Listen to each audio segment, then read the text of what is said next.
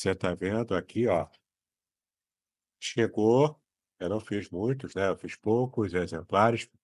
Na verdade, agora eu estou vendendo sem estoque, né.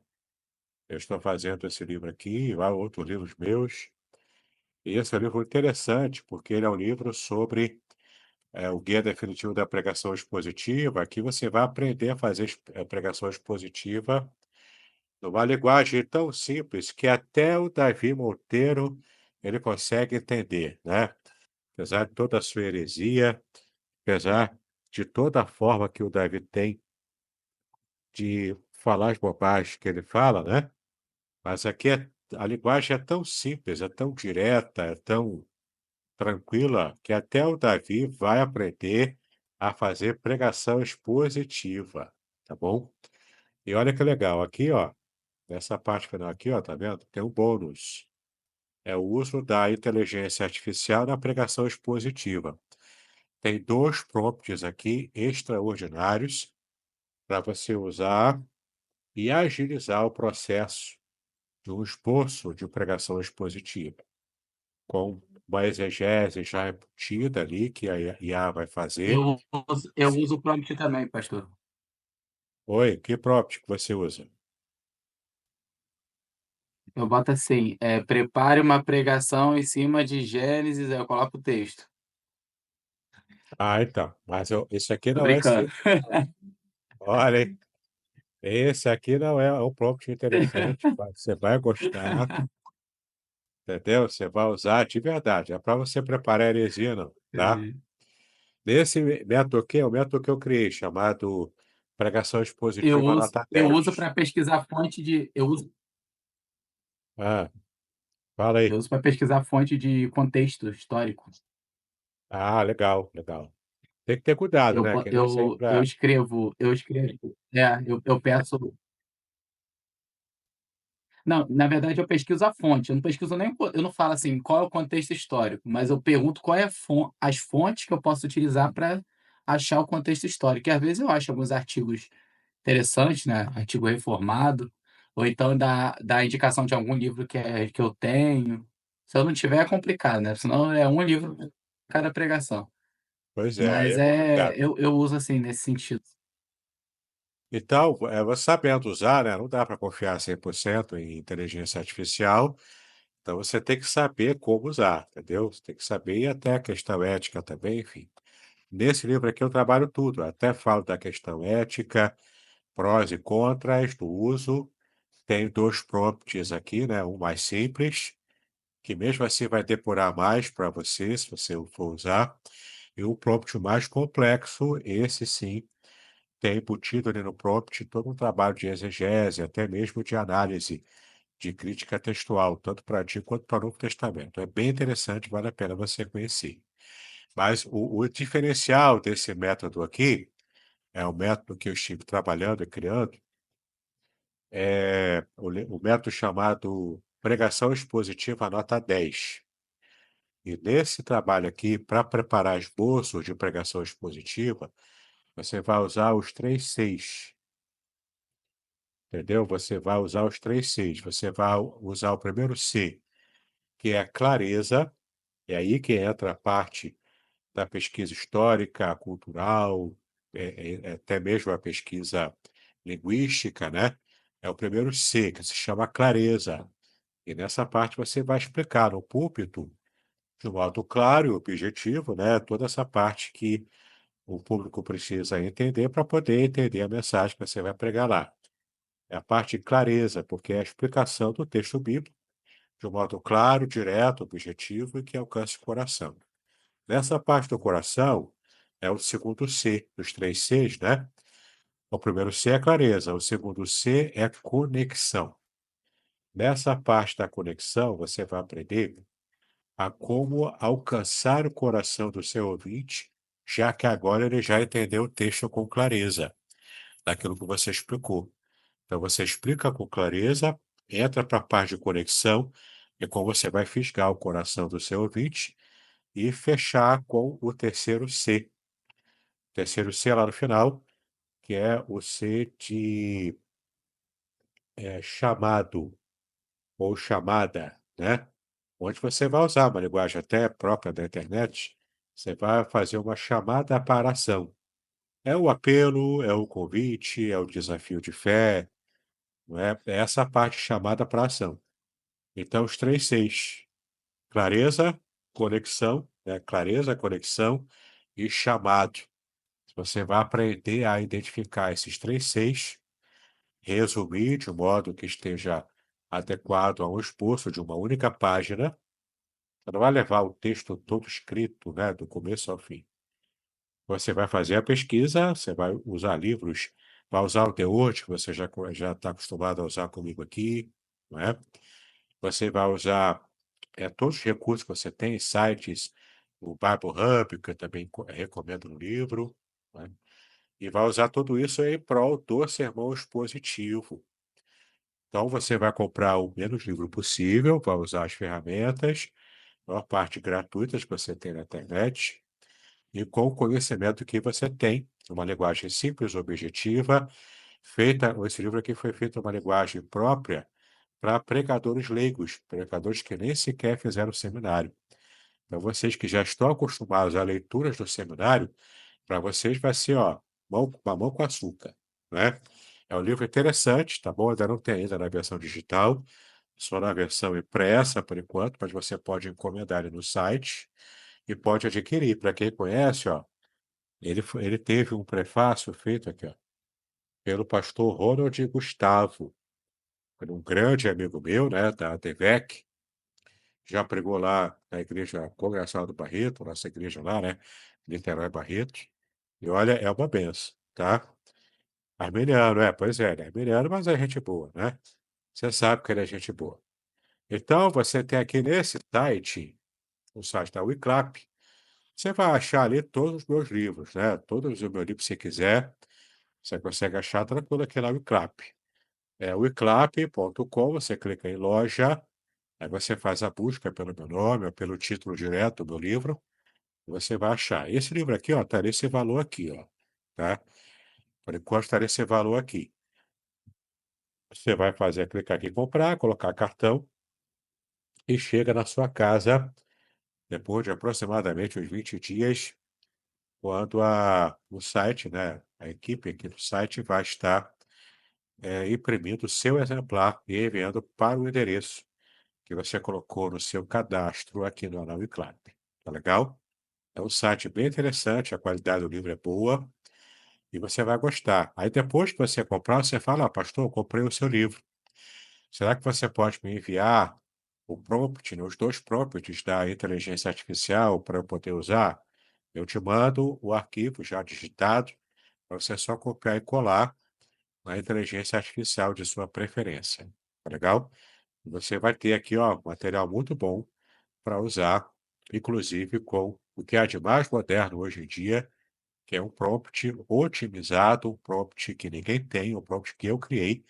Levei todo o período de carnaval criando esse prompt e testando, né? Fazendo aqui, deu errado, aí eu refazia, depois fazia novo teste, fiz vários testes para esses prompts, né? E o mais simples foi mais tranquilo de fazer, mas o mais completo foi muito complexo, eu levei um tempão para fazer. Todo o período de carnaval, né? Quando Davi estava lá, bebendo cerveja lá e participando, né? Do carnaval pagão, né? Eu estive aqui, ó, trabalhando nesses prompts aqui e fazendo o livro, não é? Muito interessante. E eu acho que vai ser muito útil, até para quem não tem assim muito conhecimento já pré-colocado, né, de homilética, de pregação em si, para quem nunca pregou na vida, vai inclusive conseguir fazer o estilo de pregação mais difícil que tem, que é a pregação expositiva. Tá legal? Fica a dica aí para você realmente comprar o livro, não é? E também usar aqui para crescer, né, no seu ministério da pregação. Tá legal? É um livro bem interessante, se você tiver a oportunidade de conhecer esse meu material. Muito bem, shalom a todos. Estamos aqui na nossa aula. Vamos tratar agora aqui sobre aquela polêmica da história de Jefté. Você conhece o texto? Se você já tem algum tempo, né, no meio evangélico, você sabe que esse é um texto bastante complicado e bastante polêmico. Será que o juiz Jefté realmente matou a sua filha? E há, historicamente, né, há muita discussão ainda sobre isso, mas olha só, eu achei um jeito de resolver o problema e com a própria exegese, tá? Até o ano passado, eu pensava de um jeito. Então, fazendo uma exegese, assistindo um vídeo atual, que foi lançado esse ano no canal que eu sigo, canal de exegese do Antigo Testamento, eu achei interessante a abordagem dele, fiz as pesquisas e, de fato, percebi que esse dado sintático dentro de um procedimento exegético que a gente também costuma usar resolve o problema, tá? Mas vamos primeiro conhecer a questão. A gente sabe aqui, na vida de Jefté, que é um dos juízes de Israel, ele era um juiz que tinha uma má fama, né? Porque a mãe do Jefté era prostituta. E isso, na época bíblica, trazia preconceitos. E Jefté, ao longo da sua vida, ele carregou o preconceito, ele era um pária social, porque ele era mãe de uma prostituta, uma mulher mal falada, uma mulher da vida, né? E ele então carregou ao longo da sua vida esse estigma social. Ele e a filha dele também que ele tinha, né? Eles tinham, parava sobre eles essa sombra, que na época bíblica era coisa muito importante, era muito, coisa muito séria, né? Você ter um antecedente certo naquelas genealogias que se fazia. Bom, aqui em Juízes, capítulo 11, versículo 31, nós temos a fala do voto de Jefté. A gente vai começar a ler aqui nesse texto, né, do versículo 31, porque Israel está, na época dos juízes, era sempre assim, né? Não tinha rei, não tinha uma liderança permanente. O tabernáculo ele ficou montado em definitivo na cidade de Siló, não era em Jerusalém, era em Siló, não existia templo ainda, era um tabernáculo que ficou de modo permanente montado ali. Então, a liderança de Israel naquele período dependia muito de quem era o sacerdote, do modo de influência, né, que esse sacerdote tinha, e geralmente, quando Israel desobedecia a Deus, entrava num processo de abandono da fé em Deus, ou então de sincretismo religioso, que era muito comum também, né? Continuava até adorando a Deus ali, participando das festas, fazendo sacrifícios no tabernáculo, mas ao mesmo tempo adorava a Moloque, adorava a Baal, a Xerá, aos deuses pagãos, né? Cananeus, enfim. Até os deuses egípcios entraram nisso. Então você tem aqui uma apostasia crescente, né, no período dos juízes. Cada um fazia o que dava na telha, a verdade era essa, né? Então, por causa disso, Deus permitia que povos estrangeiros, povos cananeus, invadissem o povo e criassem problemas ali. Então, quando o povo sentia o peso, né, da perseguição, da luta e da mão pesada de Deus, o povo clamava, aí Deus levantava um juiz. O juiz não era para julgar, não era um juiz que julgava, né? Era um juiz como herói guerreiro. Então, nessa estirpe tinha Sansão, tinha o próprio Jefté, heróis guerreiros que se levantavam, ou sozinhos ou com o exército, eles se levantavam como líder, atacava belicamente e libertava, muitas vezes por milagre, mas eles eram usados por Deus para libertar o povo do jugo desses pagãos invasores. Então o povo ficava ali adorando a Deus, era liberto, ficava feliz durante um tempo e depois novamente pecava e depois novamente precisava de um juiz. Era um ciclo vicioso, né, que ficava desse jeito. Essa era uma questão importante a gente perceber para que a gente saiba o quanto é importante e necessário a gente entender o contexto histórico na época dos juízes. Bom, então Jefté, na época dele, Israel estava sendo oprimido pelos amonitas, né, que eram povos pagãos e que estavam ali perturbando a paz de Israel. Então, só tinha o guerreiro, era o guerreiro que Deus levantou, era Jefté, que apesar de ter um passado difícil do ponto de vista social, mas era um guerreiro competente. Ele teve que se esforçar para isso, ele alcançou destaque e Deus o levantou. Então, permitiu que ele agisse, né, para que estivesse de verdade libertando o povo dos amonitas. Agora veja aqui o versículo 31. Quem primeiro sair da porta da minha casa para se encontrar comigo, quando eu voltar vitorioso sobre os filhos de Amon, esse será do Senhor, e eu oferecerei em holocausto. Aqui é que pega, porque Jefté, antes de ter a vitória, ele faz um voto para Deus. E na época bíblica, o voto era algo solene, feito num contexto com testemunhas sociais e religiosas. Então chamava na época todo o clã, toda a família. As pessoas assistiam, né, e participavam ali porque era uma ocasião solene. Então, quando alguém fazia um voto, quando alguém prometia alguma coisa, ou tinha algum julgamento, né, de um juiz mesmo, né, que era o ancião da cidade, para julgar alguma causa, todo mundo ia para os portões da cidade, e ali todo mundo reunido, pelo menos os adultos, especialmente os homens, né, estavam ali reunidos, e então acontecia todo esse evento social, inclusive o voto, um voto público. Então estava ali Jefté fazendo o voto público perante Deus e perante a sociedade, dizendo que ok, já que a cidade deu essa chance dele se vingar dos amonitas e livrar Israel disso tudo, né? E aquela era a chance dele poder restaurar a sua vida social, entendeu? Era a chance que Jefté tinha de ter algum tipo de prestígio, já que ele não era prestigiado devido ao passado da sua mãe. Isso era um estigma social, como eu já disse, né? Então, essa era a chance de Jefté ter uma nova vida, inclusive, e garantindo até um futuro melhor para sua filha, a única filha dele, né?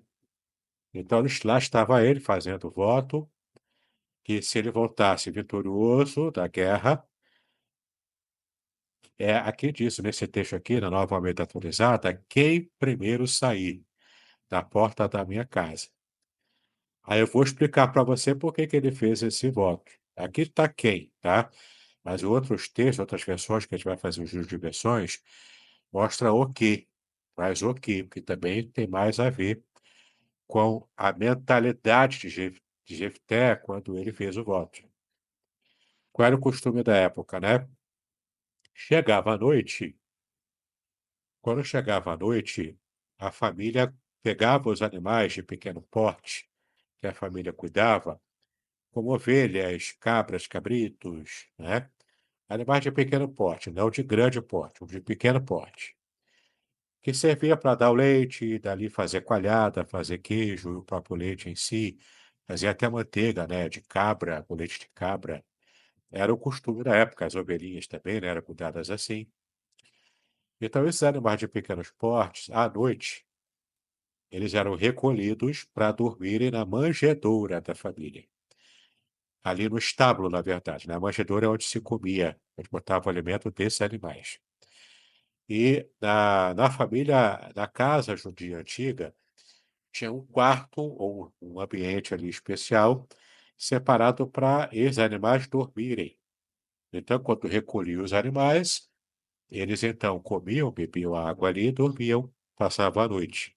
Lá para 5, 6 horas da manhã, ao raiar do sol, quando o dia amanhecia, eles botavam os animais para fora. Eles ficavam ali nas redondezas ali próximo, da onde está a casa. E, é claro, o dono dos animais, o dono da casa, ficava ali olhando e observando, né? E se for o caso de levar a ovelha para algum pasto, levava, né? Mas olha que interessante. Então, na cabeça de Jefté, quando ele chegasse pela manhã cedinho, vitorioso da batalha, Ele esperava encontrar o primeiro animal que pertencesse a ele e que aparecesse à sua frente para recepcioná-lo, porque esse era o costume. Essa era a forma de toda a família judaica antiga amanhecer, colocar para fora os animais. Essa era a expectativa de Jefté. Mas não foi o que aconteceu eh, quando Jefté chegou em casa vitorioso, ele viu a primeira filha. Vamos ler aqui o versículo 32, ó. Assim Jefté foi ao encontro dos filhos de Amon para lutar contra eles, o Senhor os entregou nas mãos de Jefté. Ele os derrotou desde Aroeira até as proximidades de Minite, 20 cidades ao todo e até Abel-Querami.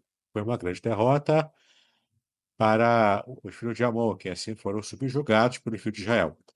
Versículo 34, ó. Quando Jefté voltou para sua casa em Mispa, a filha saiu ao seu encontro. Ele não esperava que fosse a filha, mas um dos seus animais, tocando o tamborim e dançando, porque ela já tinha recebido a notícia da vitória.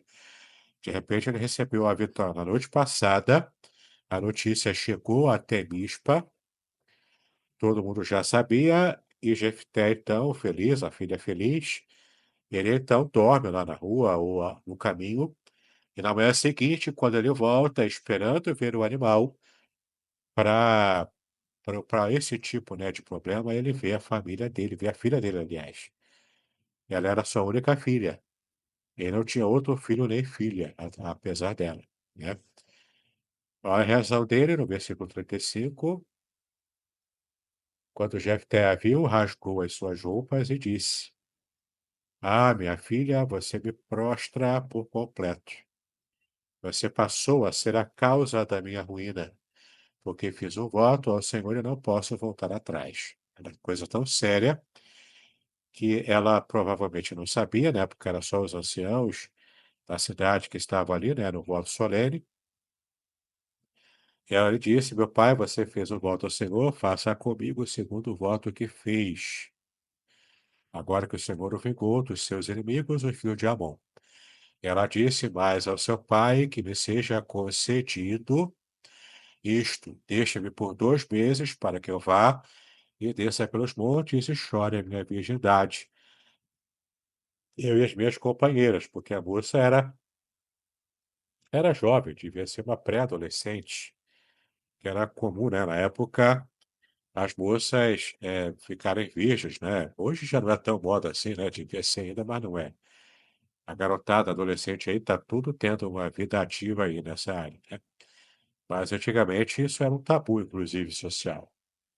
E o pai consentiu, dizendo, vá, deixou aí por 2 meses.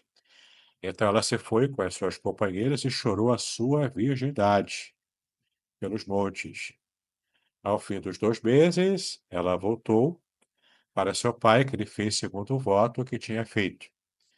Assim, ela nunca teve relações com homem algum. Daqui veio o costume em Israel de as filhas de Israel saírem por 4 dias todos os anos a chorar pela filha de Jefté, o gileadita, tá? Então, esse texto aqui mostra para gente a tragédia na vida de Jefté. E a gente, às vezes, fica na dúvida, né? Mas peraí, ele matou mesmo? Porque ele disse que ofereceria holocausto. A palavra holocausto em hebraico é olá. A gente vai ver daqui a pouco. Sabe como é que era o holocausto? Você pega o animal, o holocausto era feito com animais, né? Era a oferta queimada por inteiro. Então você pegava o animal, primeiro degolava o animal, esse era o modo kasher, ou o modo permitido pela lei, né? De se sacrificar o animal e aproveitá-lo até para comer, né? Você degolava o animal, depois que o animal já estivesse morto, você pendurava o animal pelas patas traseiras, de cabeça para baixo, até o sangue inteiro escorrer. Você recolhia o sangue do animal, né? Recolhia todo o sangue, deixava o sangue inteiro escorrer com o animal pendurado de cabeça para baixo. Depois que escorria tudo, você recolhia uma parte do sangue para colocar nas beiradas porque o local do holocausto, né? o local ali da oferta, ele era quadrado, ele tinha os chifres assim, nos 4 cantos, e então você aspergia um pouco do sangue do animal que você recolheu ali, né, o sangue dele, que você matou e recolheu, você aspergia ali em cima desses chifres dos locais do holocausto, né. Então você aspergia, esquartejava o animal, cortava as patas, traseiras, dianteiras, a própria cabeça e o corpo também cortava em pedaços menores, colocava tudo ali em cima do altar do holocausto. Esse altar que já tem os 4 chifres, aspergidos com sangue, colocava a palha ali também e colocava fogo. Então deixava o holocausto queimar por completo. Caso o fogo se apagasse ao longo do processo de queima e você via que ainda tinha alguma parte ali para queimar, você botava mais fogo, até queimar tudo e tudo virar cinzas. Se de fato ele queimou a sua filha, matou a sua filha e ofereceu em holocausto, foi desse jeito que ele tinha que ter feito com ela. Degolado, colocar de cabeça para baixo, recolher o sangue, esquartejar, colocar em cima e tacar fogo, deixar queimar tudo. Sobrar nada. Se, quando Deus pede o sacrifício de Isaque para Abraão e não tivesse um empecilho ali, se o próprio Deus não tivesse dado um outro caminho ali, era também desse jeito que Abraão ia fazer com Isaque. Dessa forma. Pra você ver como é que a coisa era pesada, né. Então essa é a questão. Será que ele de fato fez isso, já que ele disse que ofereceria o holocausto? Aqui no texto diz quem primeiro, tá? Mas eu vou gerar aqui a versão com vocês.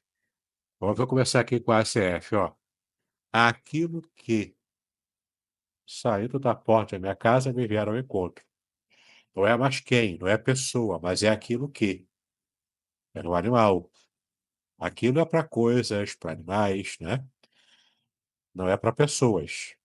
Quando você traduz como a Almeida, nova Almeida atualizada, como quem, você já está interpretando. E interpreta que era uma pessoa. Quando você coloca aqui na tradução aquilo que ou o que, você está dando a entender que a interpretação sua é de que era um animal, tá? E não uma pessoa. Vamos continuar nosso giro, ó. Almeida 21. Qualquer um que sair, tá? Da minha porta. Então, aqui está aberto, tanto para animal quanto para pessoa. Almeida, revista atualizada. Quem primeiro, aqui também segue, a nova Almeida atualizada segue ainda, permaneceu com a tradução da atualizada, né? Quem? Pessoa. Vamos ver aqui, arque, antiga, aquilo que. Arque da Sociedade Bíblica de Portugal, aquilo que. 1911, aquilo que. E tem uma nota aqui, né? Ou aquele também. Aqui louco, né? Com 2 L's, porque é uma versão antiga. Bom, tem a Arque 1969, aquilo que. Arque em geral é aquilo, né? Traduziu como aquilo. Essa aqui não tem. Arca, aquilo que. Almeida, revista Melhores Textos. Revisado pelo Melhores Textos 67. Qualquer que. Bíblia Ave Maria, católica, se me entregar às mãos amoritas, aquele que. Pessoa, tá?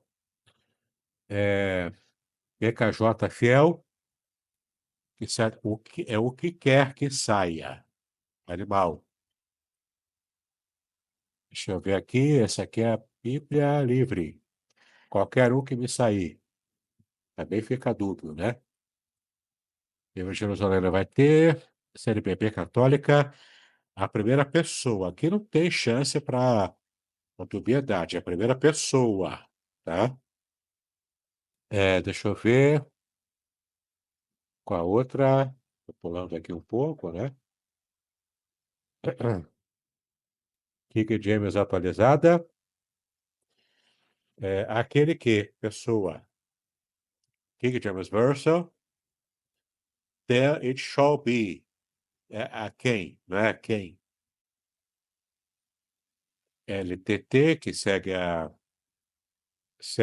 ACF, né?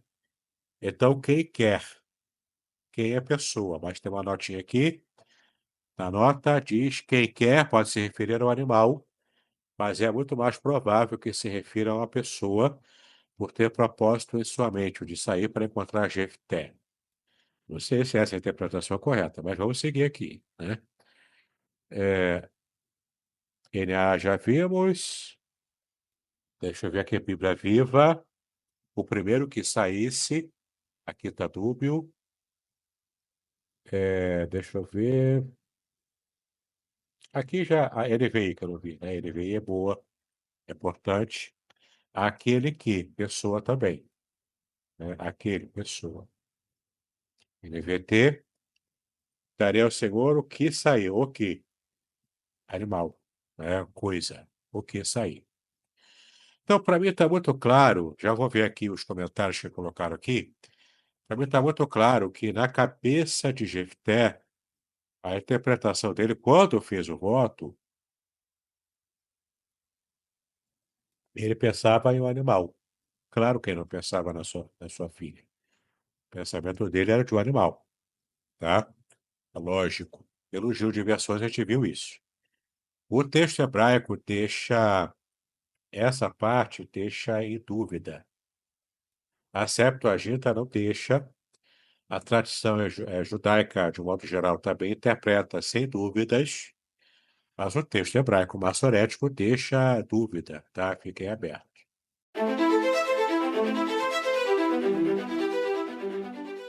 Curso livre de Teologia Básica com o Reverendo Davidson Bignon.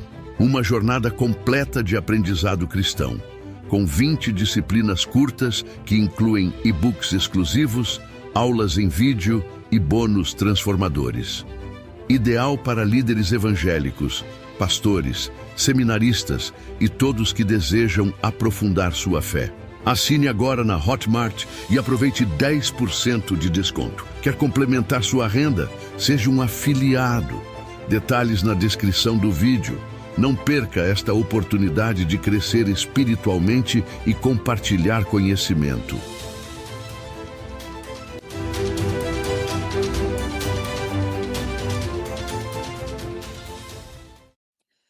Bom, deixa eu ver os comentários aqui. Michele Furtado, bem brutal. De fato, é bem brutal mesmo, né? Tem como aliviar, né? Porque esse era o modo, né, que Deus criou para poder estar perdoando, né, e ali propiciando, né, pelo pecado, o sacrifício propiciatório tinha que ser brutal. Por isso tem que ter sangue, né? E uma coisa que talvez vocês não saibam, mas a lei mandava, especialmente o Cordeiro Pascal, mandava que a família escolhesse um animal dela própria, aquele animalzinho que a criancinha, né, já estava acostumada de ver, como se fosse o pet de hoje, né? É como se Deus pedisse para você sacrificar o seu cachorrinho, o seu gatinho de estimação, né? Você cria aquele animalzinho até certo ponto, a criança se afeiçoa a ele, a família se afeiçoa, de repente ele é o animal do sacrifício, você tem que abrir mão dele, mesmo já tendo se afeiçoado a ele, especialmente uma criança. E a criança mesmo vai participar do ritual lá, vai ver o animalzinho sendo morto. Vai chorar muito, vai sofrer com aquilo, mas era necessário fazer assim. Por que isso, né? Por causa disso. Para marcar o judeu desde a infância pelo sacrifício, pela entrega do animalzinho que ele já amava, que já gostava, pela entrega para mostrar o preço do pecado, o que o pecado faz. E o preço necessário para resolver o problema do pecado. Desde cedo a criança era ensinada desse jeito. E abrindo mão de algo que era caro, que era importante para ela, que era o seu bichinho de estimação, a sua ovelhinha, o seu cordeirinho, né? O bodezinho lá, meio caolho lá. Não, aí não, né? Porque para sacrificar bode não pode ser caolho. tem que ser o bode perfeito, né? Um cabrito perfeito, uma ovelha perfeita, no sacrifício. Mas esse é o fato. A criança já tinha se afeiçoado. E, né, na hora do sacrifício, ela tinha que abrir mão disso. E tinha que sofrer as consequências dessa morte. Ninguém ia contar para aquela criança que existia o céu dos cordeirinhos, o céu das ovelhinhas, e agora ela está feliz lá com Deus. Não, não tem essa história.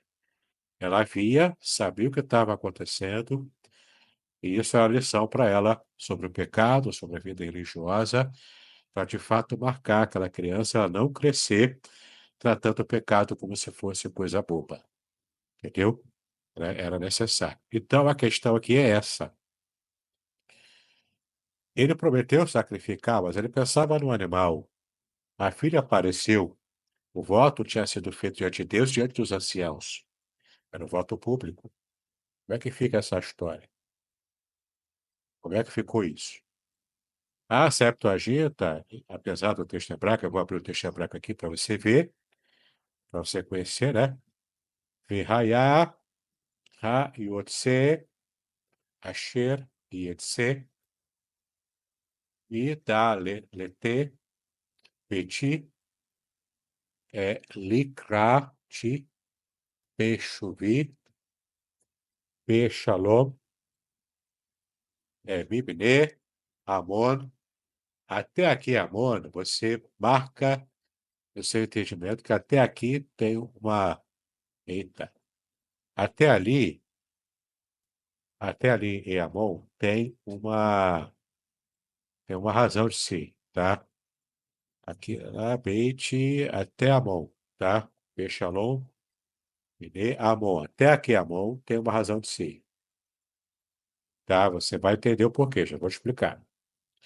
Aí tem essa parte final aqui, ó. Virhaya, lá Adonai, aqui é o tetragrama, né? A gente lê lá Adonai, Virha ali Tihu, Olá. Olá é o sacrifício de holocausto. Olá é a queima total, tá bom? É a queima total do sacrifício. Não se aproveita nada.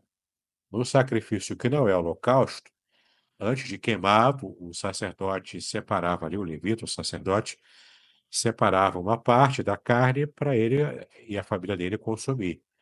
Era parte do processo, quando era um sacrifício que não era holocausto. Um sacrifício de paz, né? Mas quando é de olá, que é de holocausto, não tinha jeito, era para queimar tudo.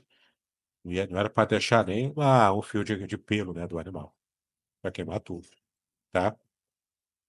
Bom, esse é o texto. O texto, ele deixa meio dúbio, porque se eu tentar abrir aqui, deixa eu achar aqui onde é que está, o RISP, né, que é o que a gente costuma usar, ou até melhor, né, essa aqui, ó, BSB em hebraico, tá? Então você tem aqui, ó, Berraiá, é uma conjunção, né, o verbo conjuntivo, mas o verbo no calo, no perfeito, né? Ou seja, no perfeito é a ação completa, tá? Bom, aí você tem aqui, então, o verraiar e foi que eu esque, né? Verraiar. O verbo raiar é o verbo ser em hebraico. Né? Quase não se usa, aliás, né, aqui aparece, mas no hebraico bíblico se evita usar o verbo ser no presente, para não ficar parecido com o nome de Deus, né? Mas então, eis que, ou e aconteceu, né? Que ha e o se, tá? É o outro verbo aqui. Deixa eu ver aqui, porque aqui não vai ter, né? Aqui em português parece com mais tranquilidade, né? Então, quem primeiro, ó, quem primeiro aqui, ó, é o verbo yatsar, ir, vir para fora, sair. Como ele usa o verbo sair, esse quem ou o que, ele fica dúbio. Ele não está muito claro no texto hebraico, tá? Não fica muito claro. Aqui já é uma interpretação na tradução, tá? Posso fazer sentido em português. Então, por isso fica ao gosto do tradutor, se é quem ou se é o que. Por isso que está em aberto, tá? Porque em hebraico são dois verbos na sequência, você viu aqui. É, é, eis que, ou e aconteceu que, e aqui já vem o verbo o ser. né? O que vier, o verbo vir aqui, asher, que, vier, que, e etc. Ou seja, vier aqui, o que veio, vier que veio. É assim que está literalmente no hebraico. Vier que veio. Então, veja que é difícil de traduzir, né? Porque aqui deixa dúbio se era pessoa ou animal. Do ponto de vista lógico, a gente entende que a cabeça de Jefté, pela própria cultura, né, da época, era pensar que, de fato, ele pensava no animal. Eu não ia imaginar que era a filha dele, e se ele imaginasse que podia ser a filha dele, ele jamais falaria que sacrificaria, né?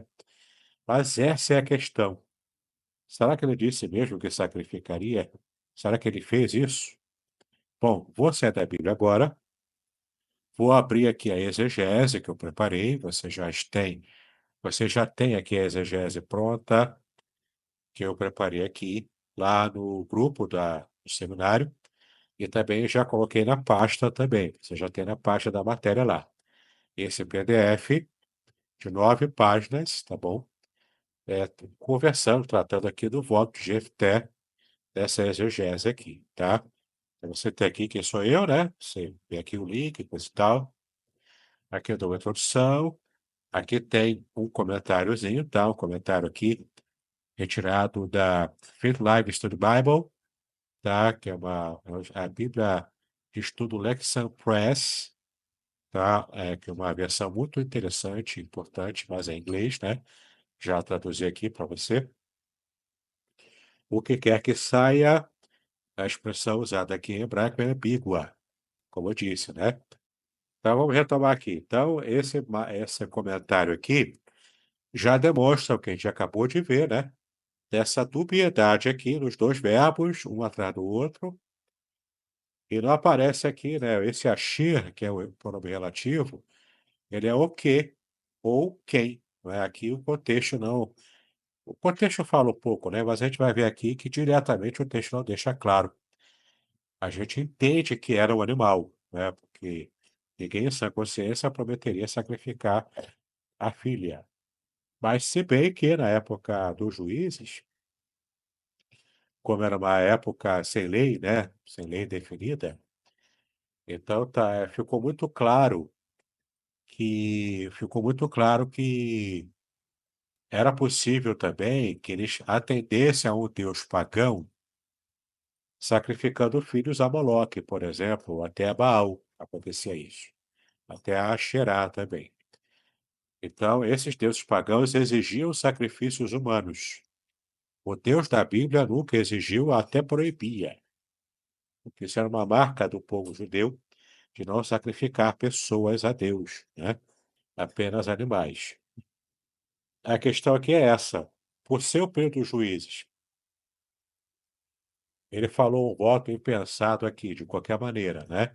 Sem um critério. Ele, então, desobedeceu à lei de Deus. E para manter o voto, ele matou a filha, ou o sacrifício foi um sacrifício amenizado, mas ainda assim também um sacrifício, especialmente para ela, né? Um sacrifício perpétuo em que ela manteve a virgindade. Então, o versículo 31 fica dúbio. O contexto dá muita ênfase à questão da divindade, a virgindade, né? Divindade não, virgindade. O contexto dá ênfase à virgindade. E a cultura judaica interpreta como sendo também, de modo geral, né? Tem também divergência lá, mas de um modo geral, interpreta como sendo a entrega dela para a virgindade perpétua. Ou seja, ela foi consagrada, assim como Samuel foi consagrado por Ana no templo para dedicar a vida dele a servir a Deus no templo. Essa moça aqui, essa adolescente, não teria uma vida normal na sociedade, não seria feliz, portanto, no sentido social, normal, mas seria como se fosse uma freira na Igreja Católica, né? Totalmente dedicada a servir na Igreja Católica, né? Na percepção dele, servir a Deus, né? com toda a sua devoção e dedicação total ali, sem, sem ter, dividir o seu amor, a sua atenção, a sua vida com o marido, entendeu? Ela ficaria completamente dedicada ao serviço do templo e permaneceria virgem até morrer. Sabe-se lá quanto tempo ela viveu e morreu virgem, né? Se for essa a interpretação. Então, está na mesa essas duas interpretações. A mais radical, que muitos intérpretes ainda defendem essa ideia mais radical, especialmente cristãos, né? Pessoas que têm essa ideia de que ele de fato matou a filha, sacrificou desse jeito, ele participando, não pode terceirizar, ele tinha que estar lá junto, orando junto, vendo tudo aquilo e vendo a filha morrer daquele jeito, que eu expliquei, né? Se ele não sacrificou, foi um sacrifício simbólico, que estava de acordo com a lei, já que a lei não exigia sacrifício humano, era um sacrifício ritual, era um sacrifício simbólico dela, né? Como o voto de Nazireu, como o próprio voto mais permanente lá de Samuel no templo, essa moça ficou então desse jeito, né? E aí, né, a gente vai ver aqui uma questão interessante. Quando a gente faz um trabalho, que é também uma forma de fazer exegese, é um dos movimentos da exegese, é fazer a segmentação do texto. Na segmentação do texto, você isola a oração principal e você dá uma entradinha aqui, né, marcando as orações que são subordinadas a ela em termos de ideia. Aqui tanto envolve a questão sintática, até mesmo, né, que é a sintaxe do hebraico, quanto também envolve a questão de ideias. Enquanto você faz a segmentação desse versículo, você chega a uma compreensão que vai corroborar com como a Septuaginta trouxe em grego, que não há dúvida ali. Na Septuaginta, ela não foi sacrificada, ela foi oferecida como sacrifício simbólico na sua virgindade. Essa foi a interpretação que aparece na Septuaginta pelos judeus helenistas, né, da época da produção da versão grega do Antigo Testamento. Também corrobora com uma boa parte dos sábios judeus, porque, de fato, ele leva muito a sério essa questão de que, para o povo judeu, o sacrifício humano não era permitido pela lei, né, apesar de ser a época dos juízes, mas prevaleceu o bom senso, né, digamos assim. E a própria segmentação sintática do versículo tira a dubiedade, tá? Porque aqui o que acontece aqui na tradução segmentada, né, em português, né? Você vê aqui a oração principal, como eu disse, vai até Amon, né? Mibne e Amon, ou seja, os filhos de Amon, tá? Que são os amonitas, e aqui divide essa parte aqui no hebraico, Verhaiá, lá Adonai, ou seja, eu, e essa pessoa, ou essa coisa será para Yahvé, Verhaiá e será, o verbo ser, lá é a próxima matéria que eu vou estudar ainda, as preposições inseparáveis, aqui é a preposição li, que vou estudar a partir da próxima aula. Então, Verraiá, lá Adonai, será, e será para Adonai, para Yahvé. E ali teru, e sacrificarei, olá, como holocausto. Tá? E será sacrificado como holocausto. Aqui, ó, da segmentação em português vai te ajudar a perceber isso.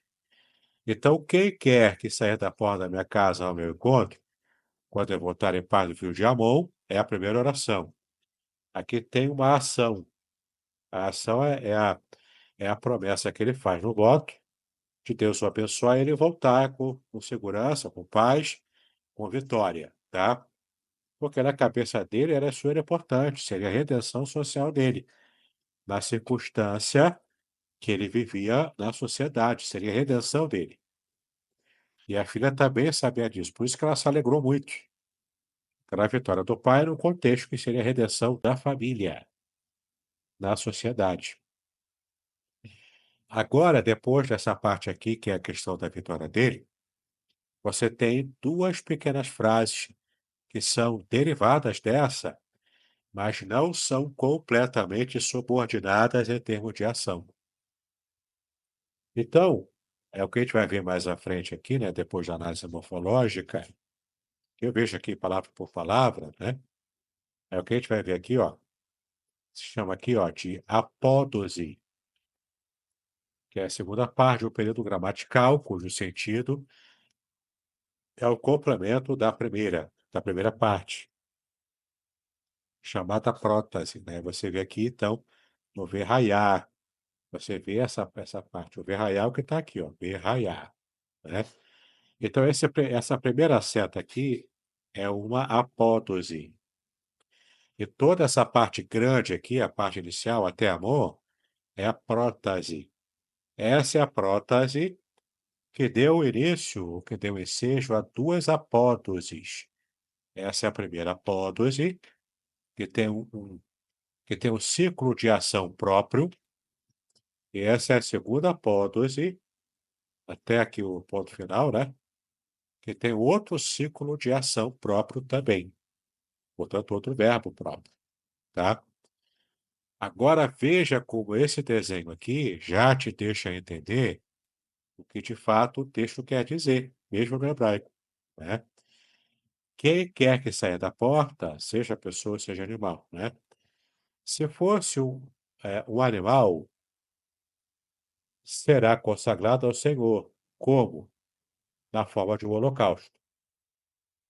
Mas como foi a filha, aqui na promessa ele teve um jeito de reinterpretar. Ela seria consagrada ao Senhor. E o outro animal que ele pegaria lá dele, ele ofereceria como holocausto. Ou seja, esse holocausto com o animal seria uma forma de sacramentar publicamente que ele cumpriu a promessa que ele havia feito de modo aberto, de modo insensato, porque foi feito de qualquer jeito, sem pensar direito, sem pensar bem, né? O animal selaria socialmente o cumprimento da tragédia real que se abateu à filha dela. A tragédia é o quê? Dela morrer virgem, não propriamente dela se dedicar ao Senhor, porque ser dedicado ao Senhor não é uma tragédia, né? É uma benção, como Samuel foi. Mas do ponto de vista da redenção dele e da família dele, né? Com essa grande vitória que ele recebeu, ele ainda seria um pária social, porque a loucura que ele fez nessa promessa trouxe uma vergonha perpétua para sua filha dela morrer virgem. Não constituir família, portanto, foi uma mulher infeliz e incompleta até ela morrer, seja lá o tempo de vida que ela teve aqui na terra. Entendeu? Então, ela serviu ao Senhor? Serviu. Isso era bom? Era. Mas lá na cabecinha dela, no coraçãozinho dela, de adolescente principalmente, ela nunca seria uma mulher completa, porque não teria marido. Socialmente era uma sentença de morte para ela. E para ele também, porque não deixou descendência, ele não teve descendência, só tinha ela de filha, né? Não consta na Bíblia que ele teve outro filho depois. Talvez a esposa dele já tivesse morrido, algo assim, não sei. Ou simplesmente a vergonha, a nova vergonha que se abateu, entendeu? Tirou toda a alegria da vitória e do sonho de uma redenção social que ele tinha por ser, né, um homem que nasceu de mulher prostituta, portanto, alguém que era um pária social. Entendeu? Você pode ver aí, ó, com calma, tem mais explicação aqui, ó, embaixo. Depois da análise morfológica, aqui embaixo, ó, tem o termo técnico gramatical para isso. Cá embaixo, na análise da construção policêntrica, eu estou aqui na página 5, né? Construção policêntrica envolvendo a prótese e as duas apóteoses, que a gente já viu, né? Policêntrica porque tem dois centros de ação. É uma construção que tem dois centros de ação, tá? Uma construção policêntrica em hebraico ocorre quando uma frase apresenta múltiplos centros sintáticos que competem pela ênfase, criando ambiguidade ou complexidade interpretativa. Em Juízes 11:31, a frase pode ser dividida em prótese exposicional, que é a parte maior que vai até a mão, né? E a apótese dupla, as duas apóteoses, né? Será do Senhor e oferecer o holocausto. Então, será do Senhor, no caso da filha dele, será do Senhor em virgindade perpétua servindo no templo. E no caso do animal, seria a marca, né, da comprovação de que ele cumpriu a promessa, entregando ao templo, é oferecer um holocausto, direitinho lá, conforme manda a lei, na forma de sacrifício de um animal, tá? Pastor, Então, oi, diga aí, Davi. só porque tá meio lento o meu entendimento. No caso aí, então quando o Jefté rasga as vestes e lamenta, né? Ele fala lá, você é a causa da minha calamidade. Quando o Jefté fala isso, ele está lamentando porque ela vai ser virgem o resto da vida, é isso? Vai ser virgem, ela vai ser uma mulher incompleta para a sociedade por não ter casado, portanto não ter filho também. O fato de ser a única filha dele não daria descendência a ele ou para o marido dela, né, no caso, ele não teria essa felicidade, e ela também não.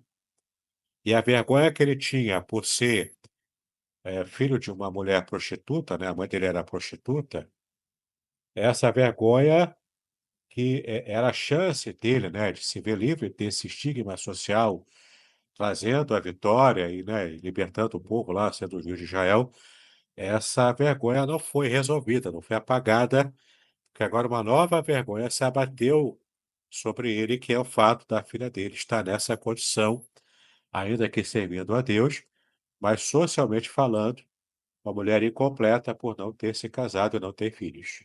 Ah, tá, entendi. Pegou? Peguei. Então Faz você sentido. vê que tem que juntar tudo, tem que juntar gramática, tem que juntar conhecimento de sintaxe, tem que juntar conhecimento histórico-cultural, tanto do período dos juízes, de um modo geral, quanto de como funcionava o trato com os animais na época, como era a questão da guerra, tem que conhecer também pelo fato de ele ser filho de uma prostituta, o estigma social que isso trazia para ele, e entender qual era a expectativa deles dois, dele e da filha, com essa vitória da guerra, melhoraria a vida deles ali, entendeu? E tudo vai pelo ralo, por causa de uma promessa mal feita, por causa de um voto mal colocado, mal pensado, mal feito, não é? E por aqui segue, né? Aqui na análise segue, a análise literária contextual, histórica, cultural e arqueológica, também tem alguma coisinha aqui. Crítica textual, análise teológica propriamente, comentário geral consolidado, tá? Aqui de modo resumido, né? Não é um comentário geral mesmo, como tem que ser, mas é apenas resumido para você ver. A conclusão ficou claro agora, né, para mim. Eu pensava que ele tinha sacrificado até no passado. A partir do momento, esse ano que eu fiz essa exegese com a segmentação sintática, para mim ficou muito claro como um cristal de que, de fato, ele não a sacrificou e, pelo menos, eles pensaram bem, né, na hora de estar colocando isso aí em evidência. Aqui tem a bibliografia, no final, para você seguir, né? Hein, pastor? Esse. Diga aí, Davi. E essa questão, né, de Deus proibir sacrifícios humanos, ela ajuda muito a gente, né? Porque senão seria uma coisa bem contraditória por parte de FT. Não tinha como a gente acreditar que Deus estava se agradando disso, uma vez que Deus proíbe sacrifício humano. Exato. Quando eu pensava que ele tinha mesmo matado ela, antes dessa exegese, eu levei em conta, na época, o contexto da passagem, é claro, o contexto histórico-cultural, mas o que pesou muito na minha percepção anterior era o fato de ser a época dos juízes. Nessa época dos juízes, tudo era bagunça. ninguém obedecia à lei, era uma zona total, né. Então, isso pesou na minha análise até ano passado. Quando eu percebi essa questão sintática, explodiu a minha cabeça. Não é só a cabeça de vocês que explode, a minha também. Ainda hoje explode.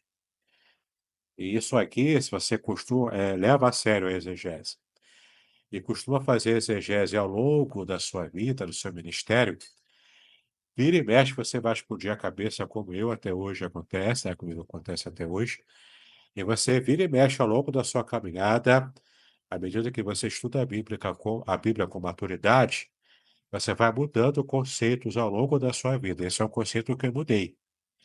Para mim, estava claro que ele tinha sacrificado, levando em conta a questão dos juízes e o voto como ele levou a sério, coisa e tal, mas olhando todo o contexto, levando com um olhar mais afetuoso até para a tradição judaica, né? E agora, para mim, ficou incontestável fazendo a segmentação e essa percepção aqui, ó, tanto no hebraico quanto no português, né? Então, teve sim duas ações.